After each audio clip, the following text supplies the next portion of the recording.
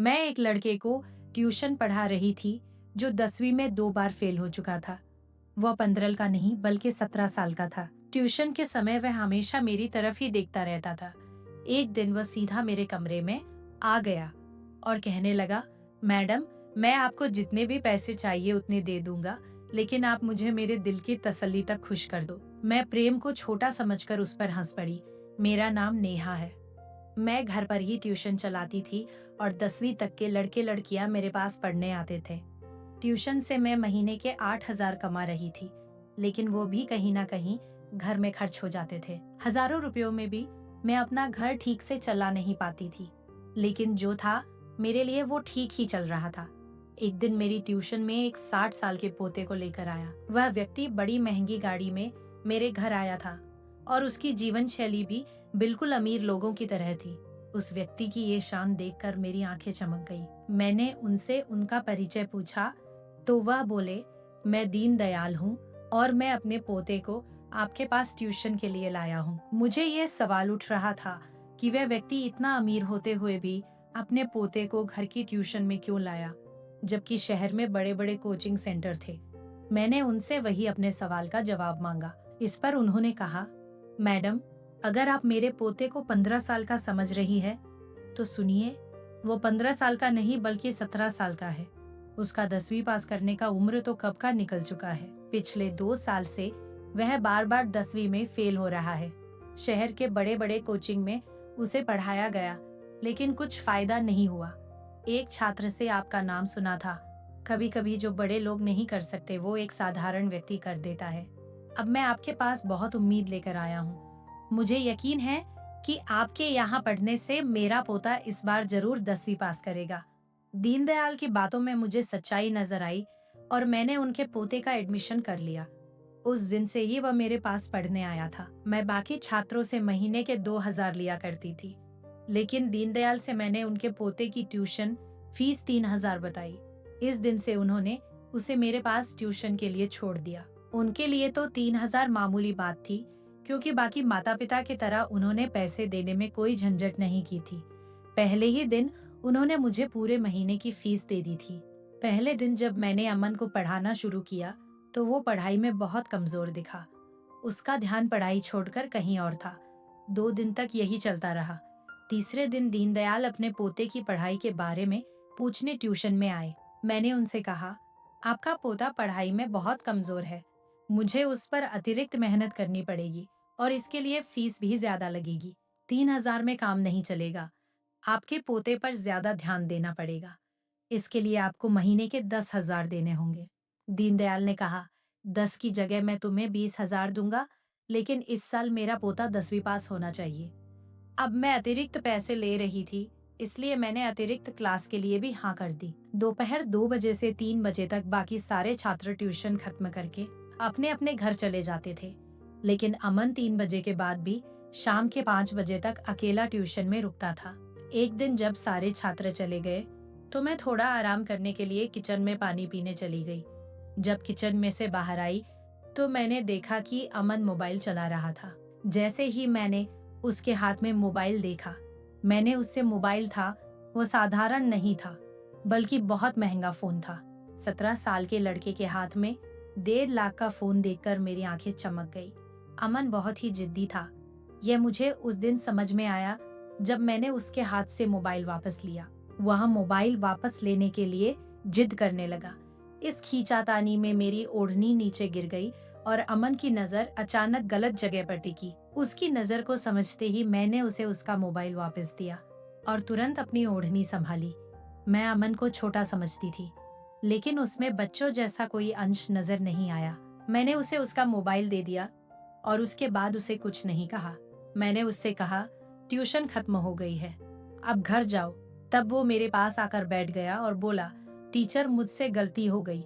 बोलते बोलते उसने मेरा हाथ अपने हाथ में ले लिया। उसका स्पर्श मुझे किसी बड़े व्यक्ति की तरह महसूस हुआ। वह मेरे पास बैठा था। तभी मेरा पति अरमान घर आया।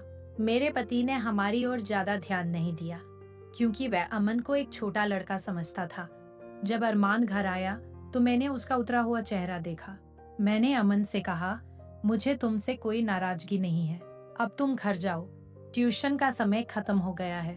अमन ने मेरा हाथ छोड़ा और मैं अपने कमरे में चली गई। मैंने अरमान से पूछा, अरमान क्या हुआ? तुम्हारा चेहरा इतना उतरा हुआ क्यों है? इस पर वह बोला, इस महीने मेरी तनख्वाह कम आई है, कई छुट्टियां इस महीने कट गई है। उसके उतरे चेहरे को देखकर मैंने उसे अपनी अलमारी से 10,000 निकाल कर दिए। मैंने उसे बताया कि मैं अपनी ट्यूशन क्लास से अच्छी कमाई कर रही हूँ। पैसे देते ही अरमान ने मुझे गले से लगा लिया। जब उसने मुझे गले लगाया तो मेरी नजर कमरे के दरवाजे पर गई, जहाँ मुझे अमन दिखा। वह हमारे कमरे में झांक रहा था। उसे देखते ही मैंने कहा, अमन तुम यहाँ। तब वह अरमान के सामने हिचकिचाता हुआ बोलने लगा। अमन ने कहा, टीचर मुझे मैथ का एक सवाल समझ में नहीं आ रहा था, इसलिए मैं रुक गया था। तब अरमान फ्रेश होने के लिए बाथरूम में चला गया। मैं अमन को लेकर बाहर हॉल में आई।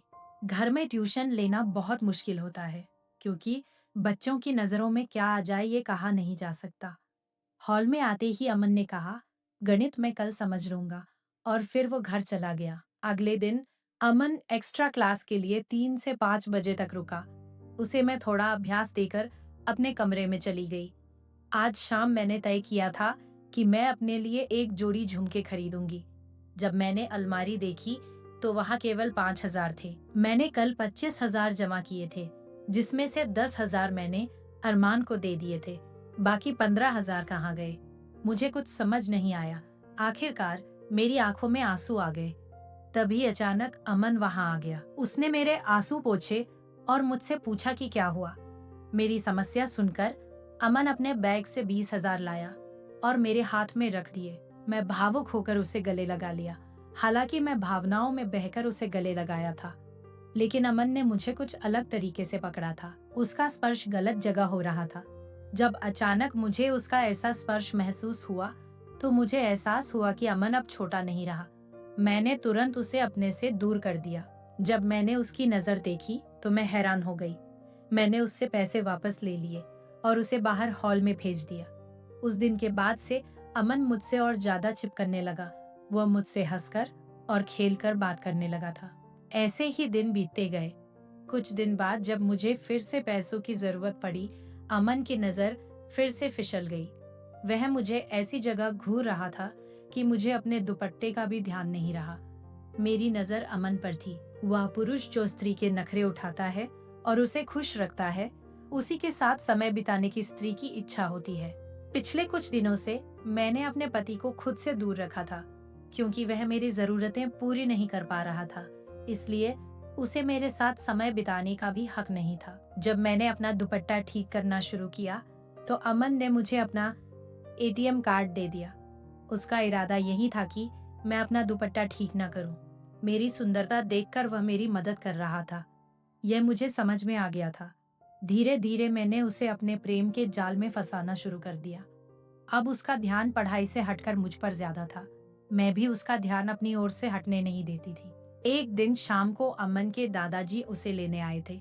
उन्होंने कहा, आपके पास अमन की ट्यूशन लगाकर मैंने सही निर्णय लिया है, क्योंकि उसे ट्यूशन में आने की बहुत ज्यादा चाहत होती है। अमन को पढ़ाई की चाहत थी या किसी और चीज की, यह उसके दादाजी को नहीं पता था।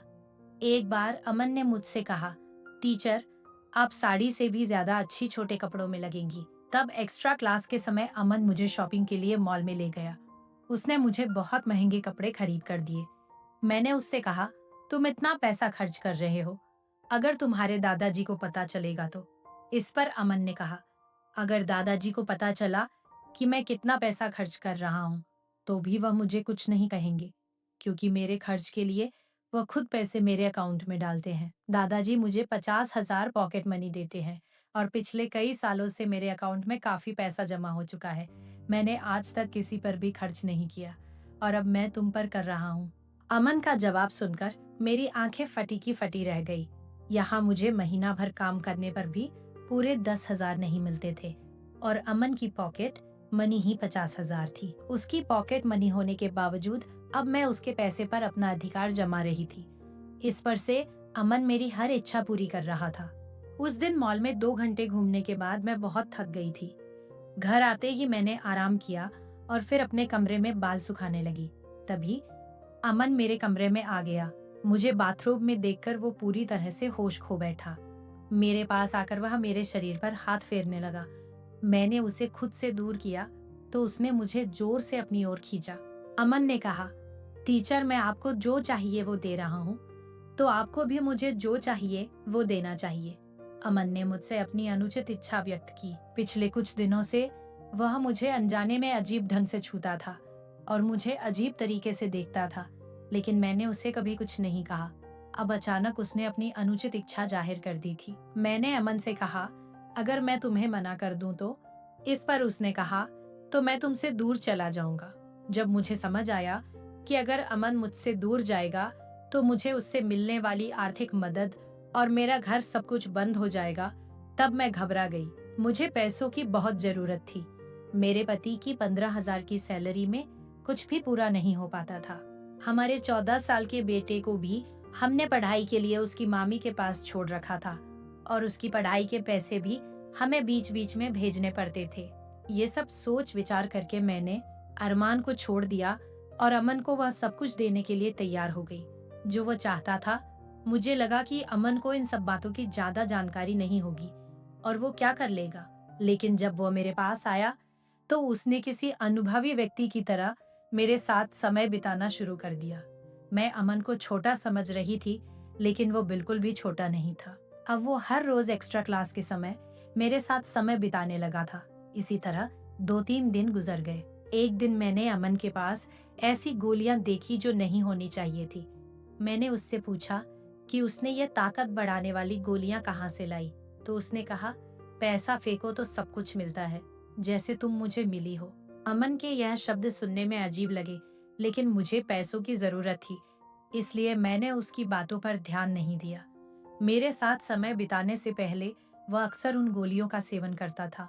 मैंने कई बार उससे वो गोलियां लेने से मना किया, लेकिन एक बार जब वो बिना गोलियां लिए मेरे साथ समय बिताने आया तो उसने खुद को कमजोर महसूस किया। अमन खुद को बड़ा समझता था और यह दिखाने के लिए वो सब कुछ कर सकता था। वह उन ताकतवर गोलियों का सेवन करता था। उस दिन अमन को चक्कर आ रहे थे, फिर भी उसने मेरे साथ समय बिताने में कोई झिझक नहीं दिखाई। अमन मेरी हर जरूरत को पूरा कर रहा था और मैं उसे वो खुद दे रही थी जो वह चाहता था। इन सारी बातों की मेरे पति अरमान को जरा भी खबर नहीं थी। मैंने अरमान से ये कह रखा था कि मेरे पास 2-3 कमजोर छात्र हैं जिनकी मैं पढ़ाई में मदद कर रही हूँ। उनके माता पिता ने उस लड़के की ट्यूशन करने के लिए मुझे 20,000 फीस दी है। इस सोच से अरमान सोचता कि उसे ही फायदा हो रहा है। उसे मेरे और अमन के रिश्ते के बारे में जरा भी जानकारी नहीं थी। एक दिन मेरे मोबाइल पर मेरी बहन का फोन आया। सुनीता ने मुझे फोन पर जो कुछ भी बताया, उसे सुनकर तो जैसे मेरे पैरों तले जमीन खिसक गई। जब उसका फोन आया तब मैं अमन के साथ अपने प्रेम में थी। अमन को चक्कर आ रहे थे और वह मेरे बिस्तर पर पड़ा हुआ था। मेरी बहन की बात सुनते ही मैंने अमन को खुद से अलग किया। सुनीता ने कहा, नेहा, अपने बेटे को अभी के अभी यहाँ से ले जाओ। तुम्हारी स्थिति को ध्यान में रखकर मैं उसे पढ़ा रही थी, लेकिन उसने ऐसा काम किया है जिससे मेरी इज्जत पर दाग लग गया है। सिद्धू जहाँ ट्यूशन पढ़ने जाता था, वहाँ उसने अपनी ट्यूशन टीचर पर बुरी नजर डाली थी, इसलिए मेरी बहन उसे घर छोड़ने जा रही थी। मेरे बेटे की हरकत सुनकर मुझे समझ नहीं आ रहा था कि मैं उसे किस मुंह से बोलूं, क्योंकि मैं खुद एक टीचर होने के बावजूद कुछ पैसों के लिए एक 17 साल के लड़के की अनुचित मांगे पूरी कर रही थी। उस दिन मुझे समझ आया कि अगर मैंने समय रहते अमन को ये सारी बातों के लिए मना कर दिया होता और उसे बिना वजह अपने प्रेम के जाल में ना फंसाया होता, तो आज मेरे बेटे ने ऐसा कुछ नहीं किया होता। सिद्धू ने जो किया वो मेरी ही गलतियों का परिणाम था। मुझे मेरी गलती का एहसास कराने के लिए ही शायद ये सब कुछ हुआ। उस दिन मैंने अमन द्वारा दिए गए सारे गिफ्ट और पैसे वापस कर दिए और उसे मेरे ट्यूशन में आने से सख्त मना कर दिया। अमन द्वारा ली जा रही दवाओं का बुरा असर दिखने लगा था, इसलिए उसने सबसे बाहर निकलने का फैसला किया था। उसको यह एहसास हो गया था कि उसने बहुत कम उम्र में एक बड़ी गलती की थी। उस दिन के बाद से उसने पढ़ाई पर ध्यान देना शुरू कर दिया। मैंने ट्यूशन पढ़ाना बंद कर दिया था, क्योंकि पिछले महीने में मैंने जो कुछ भी किया था उसका मुझे बहुत पछतावा था। मैं उस बारे में अपने पति से कुछ नहीं कह सकती थी, और ना ही मैं अपने 14 साल के बेटे से नजरें मिला सकती थी। सिद्धू ने जो किया था वो गलत था, लेकिन मैं उसे किस मुंह से डांटती, यह मुझे समझ नहीं आ रहा था। उस दिन से मैंने ठान लिया कि जो मेरे पास है उसी में खुश रहूंगी। पैसा सब कुछ नहीं होता, पैसे से बढ़कर होते हैं संस्कार। मैं अपने बेटे और विद्यार्थियों को संस्कार देना भूल गई थी। पैसे कमाने की धुन में मैंने अपने संस्कारों को खो दिया था। भगवान ने मेरे बेटे से गलती का एहसास करवाया। उस दिन से मैं अपने सिद्धू को अच्छे संस्कार देने लगी। तो दोस्तों, कहानी कैसी लगी कमेंट करके जरूर बताएं। अच्छी लगी हो तो लाइक सब्सक्राइब कर देना। लेकिन दोस्तों, कहानी यहाँ खत्म नहीं हुई। सिद्धू ने अपनी टीचर के साथ जो हरकत की थी, उसका एक फोटो और नेहा मैडम के कमरे की वो तस्वीरें मैं यहाँ नहीं दिखा सकती। वो सब देखने के लिए नीचे डिस्क्रिप्शन बॉक्स में दिए गए लिंक पर क्लिक करके मुझे मैसेज करें। मैं आपको भेज दूंगी चाहिए, वरना लिंक कभी भी हट सकता है। धन्यवाद।